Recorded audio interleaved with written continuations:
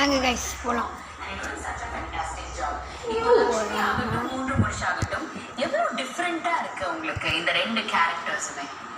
ரெண்டு கேரக்டர்ஸுமே very nice and special. But லக்ஷ்மியில் வந்து லிட்டரல் ஸ்ருதியை பார்க்கலாம். நான் எப்படி ஸ்ருதியாக இருக்கணும் அதே தான் அந்த விஜய் ரொம்ப பெருசாக ஸ்ருதிராஜோட, அதாவது மகாலட்சுமியோட அவங்களோட காம்பினேஷன்ஸில் அவங்களுக்கு சப்போர்ட்டிவாக இருக்கிற மாதிரி ரியல் லைஃப்பில் ஸ்ருதி எப்படி இருப்பேனோ அதுதான் வந்து லக்ஷ்மியோட விஜய். பட் மூன்று முடிச்சோட விஜய் வந்து நான் இருக்கிறத விட ரொம்ப ஒரு மெச்சோர்டான கேரக்டர். ரொம்ப பொறுப்பாக அமைதியாக ஒரு பொண்ணுக்கு அந்த நந்தினிக்கு வந்து அட்வைஸ் பண்ணிவிட்டு அவங்களுக்கு ஃபுல்லாக என்ன பிரச்சனைனாலும் அதுக்கு ஒரு சொல்யூஷன் கொடுத்துட்டு அந்த மாதிரி ஒரு மெச்சோர்ட் கேரக்டர். ஸோ அந்த டிஃப்ரென்ஸ். பட் ரெண்டுமே என்னோட ரொம்ப ஃபேவரட் கேரக்டர்ஸ். ரியாலிட்டியில் எந்த கேரக்டர் உங்களோட நேச்சராக வந்து ரிலேட் பண்ண முடியுது? அவங்க ரொம்ப சைலண்ட் தான். சைலண்ட் டைப்பு, ரொம்ப அமைதியின் சொரூபம். அவர் என்ன நினைக்கிறாருன்னா இப்படிலாம் சொல்லிட்டு அந்த ஷோ முடியாது ஏதோ அவரை பேச மாட்டேன் நினைச்சிட்டு அதெல்லாம் போடுறாரு. ஆனால் நான் வந்து கண்டிப்பாக பேசுவேன். ஆக்சுவலி நான் காம் தான்.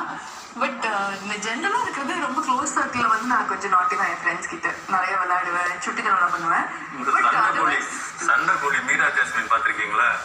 ஹாசினி இந்த டைப் தான் ஆக்சுவலாக. சொல்லுங்க சார். தெரிஞ்சவங்களோட நான் நல்லா விளையாடுவேன், சுட்டித்தனம் விளையாடுவேன். பட் தெரியாதவங்களோட நான் generally quite and com. Dress உள்ள பனியன் போட்டுட்டு மேலே ஷர்ட் போட்டு கிளாஸ் போட்டு உட்காந்துருந்தா கொஞ்சம் அவங்க கொஞ்சம் இதாக இருப்பாங்க. ஆமாம், கொஞ்சம் எனக்கு பேசணும்னு தோணும். சரி, அடுத்து உங்ககிட்ட தான். அப்போ அவங்க கேரக்டரைசேஷன் பற்றிலாம் சொல்லிட்டு இருந்தாங்க. அவங்களுடைய கேரக்டர் மாதிரியே தான் அந்த கேரக்டர் அமைச்சிருக்கு. பட் உங்களுக்கு வந்து நான் என்ன கேட்கணும்னு நினைச்சேன்னா, நியாஸுக்கு நீங்க தான் நடிப்பு சொல்லி தரதா ஒரு விஷயம் கேள்விப்பட்டேன். ஆமா, இதுக்கப்புறம் வந்து அந்த மூன்று முடிச்சுல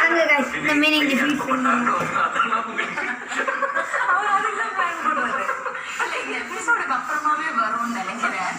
ஆக்சுவலா அது உண்மைதான். ஏன்னா இப்போ திடீர்னு பக்கத்துல உள்ள வீட்டு இருப்பாங்க அப்படின்னு நியாசே சொல்லி இருக்கிறாப்ல, செந்திலுடைய பர்ஃபார்மன்ஸ் அந்த லெவலுக்கு இருக்கும் அப்படின்னு. சொல்லுங்க செந்தில். ஆமா, இன்னும் அந்த மாதிரி பர்ஃபார்மன்ஸ் வந்தா மேபி அதுக்கப்புறம் இருக்கும்னு நினைக்கிறேன்.